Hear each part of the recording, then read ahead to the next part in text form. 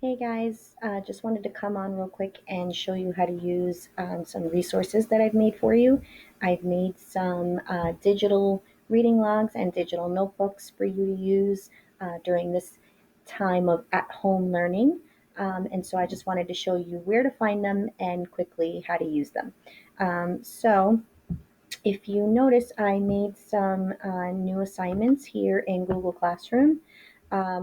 Usually when you sign into Google Classroom, it'll bring you here to the Stream tab, but I prefer to use this Classwork tab because everything's outlined a little neater, and then you can clearly see the three resources that I added here for you.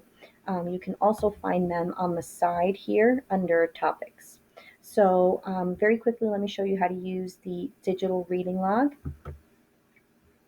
So the digital reading log looks like this. Um, if it is too small and you can't really see it, you can always adjust your view from here. But basically, you should be inputting your independent reading that you do every day onto this reading log.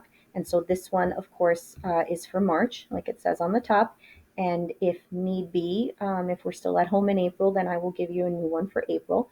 But what you would do is you would put in today's date, the title of the book that you are reading, the time that you started reading, the time that you ended, the page that you started your reading, and the page where you finished reading at the end of your independent reading time. And so this is the format that you should follow every day. All right, and next I'd like to show you your reading response notebook. So your reading response notebook is going to be used to answer any reading assignments for the day, any comprehension questions that I may ask you, and the first page is just the cover sheet, and so you could go ahead and type your name down here at the bottom. The second page kind of gives you a couple of reminders, what you should do, with regards to your responses, what's expected of you, the rubric.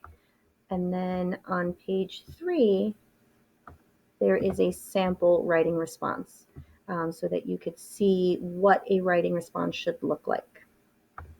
And then your blank notebook pages start on page 4, and then everything from page 4 on will be blank, and then you can edit it any way that you need to. The same goes for your writing response journal. So it also has a cover page, a directions page with expectations and a rubric, and then a sample writing entry. And then your social studies notebook follows the same format. Cover page, the second page has some reminders and a rubric.